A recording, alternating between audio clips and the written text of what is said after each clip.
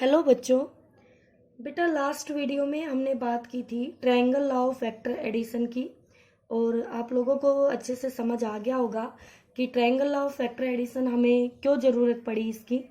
क्योंकि बेटा हमारे पास सभी वेक्टर पैरेलल या एंटी पैरेलल नहीं होंगे।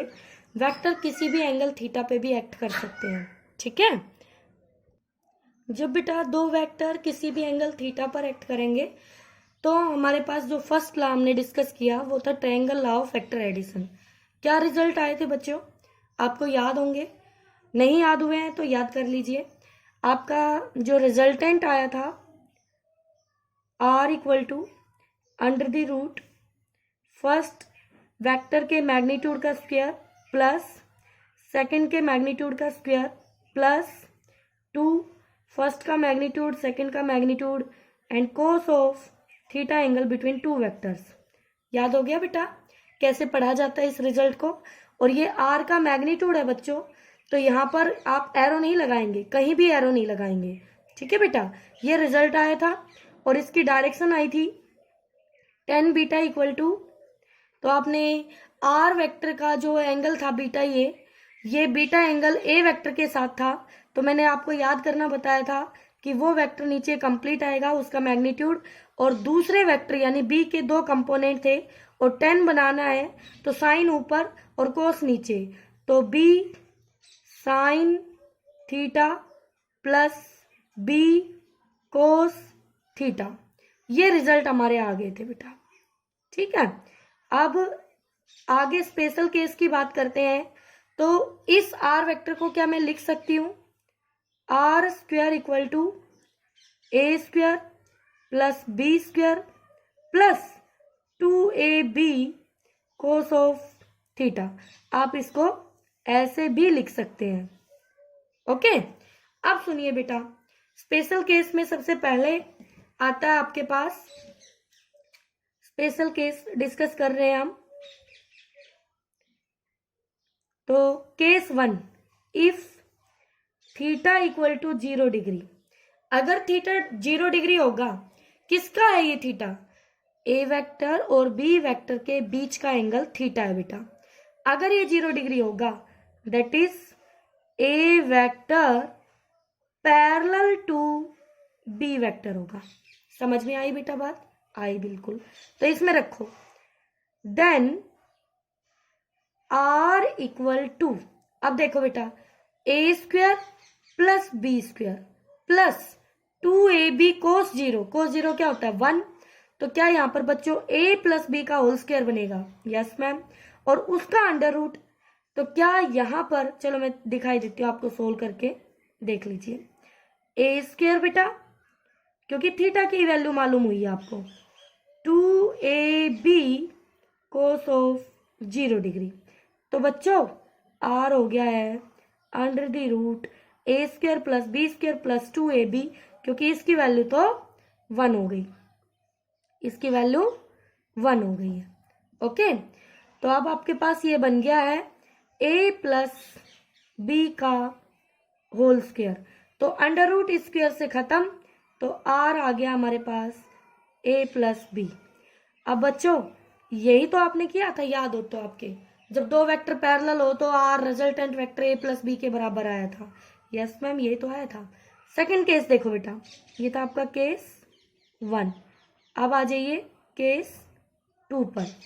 अब देखिए बेटा केस 2 क्या कहता है, if theta equal to 180 degree, यानी कि A vector anti parallel to B vector, अगर ए बी एंटी पैरेलल हो तो बेटा देन रिजल्टेंट क्या होगा? r equal to under the root A square plus B square plus 2ab cos of 180 degree. आपको यहाँ पर कोस 180 की वैल्यू पता होनी चाहिए, वो वैल्यू हमें मालूम है। बताओ बच्चों, कोस 180 की वैल्यू होती है -1, तो क्या यहाँ पर 2ab माइनस 2ab हो जाएगा? Yes ma'am. तो बेटा जी r को यहाँ पर लिख सकते हैं a माइनस बी का होल स्क्वायर या b माइनस ए का होल स्क्वायर, तो ये हो जाएगा a माइनस बी और b माइनस a। क्यों बेटा? जो बड़ा है उसमें से, क्योंकि अंडर द रूट है और हम इनमें से कोई सा भी ले सकते हैं, जो बड़ा होगा हम छोटे वाले को उसमें से घटा देंगे। ठीक है बेटा, वो हमारा रिजल्ट होगा। तो आप निकाल लेंगे ये कब है? जब एंटी पैरेलल है तब। ठीक है, और देखिए बेटा एक केस और देख लीजिए, बहुत अच्छा है। Third case, if theta equal to 90 degree, that is a vector perpendicular to b vector, a vector perpendicular to b vector। ये 3 केस हम डिस्कस कर रहे हैं। तो बच्चों then r equal to under the root a square plus b square plus 2ab। बेटा जी cos 90 0 होता है, तो r किसके बराबर आ गया? Root a square plus b square के बराबर आ गया। तो ये आपका रिजल्ट कब है? जब दो वेक्टर यानी a और b आपके 90 डिग्री एंगल पे हो, तो under the root a square plus b square आएगा। तो ये थे आपके triangle law of vector addition के स्पेशल केस। ठीक है बेटा, अब इसके बाद देखिए आपके पास जो सेकंड लॉ आता है, इसके बाद triangle law of vector addition के बाद वो आता है पैरेललोग्राम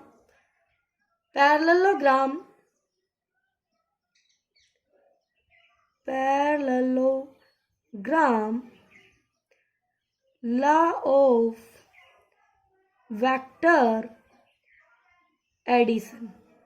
बेटा जी इसको डेरिवेशन मैं नहीं कराऊंगी, आपको खुद करना है अपनी नोटबुक में। जो आपने triangle law of vector addition में किया है ट्राइंगल में, वही इसका डिटो डेरिवेशन है। बस इसके स्टेटमेंट का थोड़ा हेर फेर कर रखा है। वो कैसे है देखिए ध्यान से। यहां पर उसी तरह दो वेक्टर दे दिए जाएंगे, this is the A vector और this is the B vector. अब triangle law of vector addition में तो क्या कह रहा था कि जब दो वेक्टर किसी ट्रायंगल की दो साइड की फॉर्म में सेम ऑर्डर में हो, तो उस ट्रायंगल की तीसरी साइड अपोजिट ऑर्डर में उनका रिजल्टेंट होती है। अब हमें तो पैरेललोग्राम बनाना है, तो पैरेललोग्राम में क्या कहेंगे?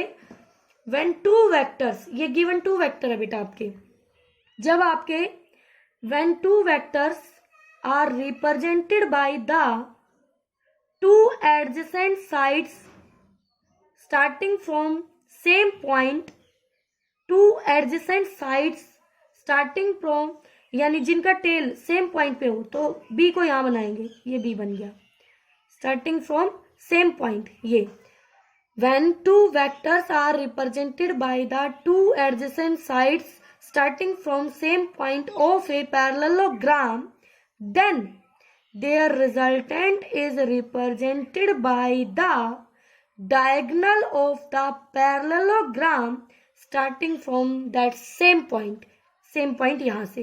ठीक है, तो सबसे पहले अपना पैरेललोग्राम पूरा कीजिए, फिर बनेगा डायगोनल। तो ये ऐसे बढ़ाया, ये इसके बी के पैरेलल बनाया, पैरेललोग्राम पूरा है। तो इसी पॉइंट से जो आपका डायगोनल होगा, ये आपका डायगोनल है इसी पॉइंट से, तो ये रिजल्टेंट होगा इन दोनों ए वेक्टर और बी वेक्टर का। अब दोनों वेक्टर के बीच का एंगल तो है थीटा, बट रिजल्टेंट वेक्टर का ए के साथ एंगल है बीटा। बोलो बेटा। बिल्कुल मैम। अब बताओ बेटा, अगर मैं थोड़ी देर के लिए आपसे ये कहूं कि बच्चों ये बी वेक्टर है, तो ये ग्रीन वाला भी तो क्या होगा मैडम? बी वेक्टर होगा ना। और मैं कहूं कि बेटा आप इसको छुपा दें, यहां से ये छुपा दें आप, तो आप देखिए ये आपका ए वेक्टर, ये आपका बी वेक्टर सेम ऑर्डर में, ये इनका रिजल्टेंट वेक्टर अपोजिट ऑर्डर में, ट्रायंगल ही तो बनी है। और फिर आप इसको आगे बढ़ाएंगे और फिर आप यहां से परपेंडिकुलर ड्रॉ करेंगे उसी तरह से, और आप नाम दे देंगे जो आपको नाम देने, पी क्यू आर मत देना बेटा, आर यहाँ पे आ चुका है, एस टी। और अब हमें फिर से वही स्टेप फॉलो करने हैं जो triangle law of factor addition में किया था। ठीक है बेटा, तो आपको इसकी स्टेटमेंट अच्छे से समझ आ गई होगी। एक बार फिर से सुन लीजिए, मैं फिर से बता देती हूँ आपको। When two vectors are represented by the two adjacent side, बेटा दो साइड तो ये भी है एडजेसेंट लगातार, लेकिन ध्यान से सुनना, to adjacent sides starting from same point of a parallelogram, then their resultant is represented by the diagonal of the parallelogram starting from that same point। तो ये होगी उस पैरेललोग्राम की स्टेटमेंट। ओके बेटा, तो बहुत ही आसान है, कोई मुश्किल बात नहीं है। तो बच्चों आप इसकी स्टेटमेंट लिखेंगे। ओके, अपनी बुक की हेल्प ले लीजिएगा। स्टेटमेंट मैंने 2 बार रिपीट किया, आप जो मैंने बताई आप वही सुन के लिख लेना। और इसका जो डेरिवेशन है वो आप as it is triangle law of factor addition वाला फॉलो करेंगे। ठीक है, तो ये काम आपका HW भी हो जाएगा, आपकी प्रैक्टिस हो जाएगी। अब देखिए बेटा, बहुत ही इंपॉर्टेंट आप कुछ रिजल्ट कह लीजिए, बहुत इंपॉर्टेंट रिजल्ट है जो डायरेक्ट न्यूमेरिकल सोल्व करने में आपकी हेल्प करने वाले हैं। कब? जैसे देखिए, हमने रिजल्टेंट पढ़ा आर स्क्वेयर इक्वल टू पहले वेक्टर का स्क्वायर, दूसरे वेक्टर का स्क्वायर, ट्वाइस ऑफ पहले का मैग्नीट्यूड, दूसरे का मैग्नीट्यूड, और कोस ऑफ थीटा। ये पढ़ा, सभी ने देखा। ओके, अब कुछ रिजल्ट हम डिस्कस करेंगे, लेकिन तब करेंगे if both vectors are equal.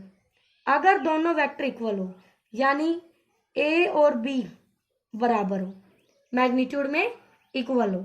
ठीक है, ए और बी मैग्नीट्यूड में, इसको ऐसे भी लिख सकती हूँ, ए वेक्टर का mod equal to B vector का मोड, और वो हम ले लेते हैं ए के बराबर। ठीक है बेटा, इक्वल है तो ए के बराबर ले लिया, तो यही रिजल्ट क्या बनेगा देख लो, R square equal to A square plus 2, sorry बेटा, A again A square cos of theta. तो बच्चों ये रिजल्ट बन चुका है आपका। ठीक है, अब देखिए, सबसे पहले if theta equal to 0 degree then R equal to, बेटा 0 होते ही आपका ये आने वाला है 2a। कैसे आया देखें, 0 होते ही ये 1, ए स्क्वेयर प्लस 2a स्क्वेयर। तो बच्चों क्या यहाँ से ए यानी कि ये हो गया आपका 4a स्क्वेयर, और रूट लिया तो 2a हो जाए। करके देख लेना बेटा अपनी प्रैक्टिस के लिए। If theta equal to 180 degree then R equal to बच्चों 0 आएगा। ठीक है, थर्ड देखिए बेटा, if theta equal to 90 degree then R equal to 90 पे कोस 0 2a स्क्वेयर रूट 2a, बच्चों आएगा ये। Number 4, if theta equal to, अब ले लेते हैं 60 डिग्री, देन रिजल्ट आएगा बेटा अंडर रूट 3a। और 5, if theta equal to 120 degree then R equal to आएगा a। ये दोनों आप इस फॉर्मूले में पुट करके सेल्फ प्रैक्टिस कीजिए, सेल्फ प्रैक्टिस। ठीक है बेटा, ये खुद के लिए आप प्रैक्टिस करके देख सकते हैं इन दोनों का रिजल्ट कैसे आया, तो आपकी प्रैक्टिस भी हो जाएगी और ये आपका फॉर्मूला भी आपको पक्का हो जाएगा याद। ओके, तो ये आपको डायरेक्ट याद रखने हैं सारे रिजल्ट। इनमें से ये रिजल्ट नंबर 5 वाला आपके लिए बहुत इंपॉर्टेंट है, बहुत न्यूमेरिकल में यूज होता है डायरेक्ट, तो आपको बहुत लॉन्ग मेथड यूज करने की जरूरत नहीं पड़ेगी, आप डायरेक्ट याद कर सकते हैं इसको। अगर मैं आपको समझाऊं तो इसका मतलब ये हुआ बेटा, जब दो वेक्टर के बीच, ये पहला वेक्टर है, ये दूसरा वेक्टर है, ये दो वेक्टर हैं, इनके बीच जब एंगल 120 डिग्री होगा, तो अब एक वेक्टर ये है, एक वेक्टर ये है, तो ये कौन सी लॉ को ओबे करेंगे, ट्रायंगल को या फिर पैरेललोग्राम को? तो आपको लग रहा है एक ही पॉइंट से स्टार्ट हो रहे दो वेक्टर और पैरेललोग्राम की दो साइड की तरह है, दिख रहे हैं कि नहीं दिख रहे हैं? दिख रहे हैं ना बेटा? देखिए, ओके। तो अब इनका जो डायगोनल होगा, क्या वो ही इनका रिजल्टेंट होगा? बिल्कुल। इनके बीच एंगल है 120 डिग्री, एक वेक्टर ये है, एक वेक्टर ये है, इसका मैग्नीट्यूड ए है, इसका मैग्नीट्यूड ए है। तो बेटा जो रिजल्टेंट आएगा ना, वो आइदर वेक्टर के मैग्नीट्यूड के बराबर आएगा। तो यही तो लिखा है, देखो, दो वेक्टर ए वैल्यू के थे, तो रिजल्टेंट भी उन्हीं के मैग्नीट्यूड के बराबर आया है। ठीक है, और आपको दिख भी रहा होगा, ये ऐसे एक पैरेललोग्राम कंप्लीट हो जाता है अगर मैं ये ऐसे दिखाऊं आपको। तो बच्चों, आपको ये दिख रहा है? मैं इसके लिए मैं अपने फ़ोन को थोड़ा सा उठा के और फिगर क्लियर कर देती हूँ आपको, तो आप पेन के साइज से भी क्लियर कर लेंगे बच्चों। थोड़ा बेटा डिस्टरबेंस होगा, मैं इसको उठा रही हूँ आपके लिए। सॉरी बच्चों। अब देखिए बेटा, क्या आपको दिख रहा है क्लियर? ओके। तो बेटा ये था आपका लास्ट वाला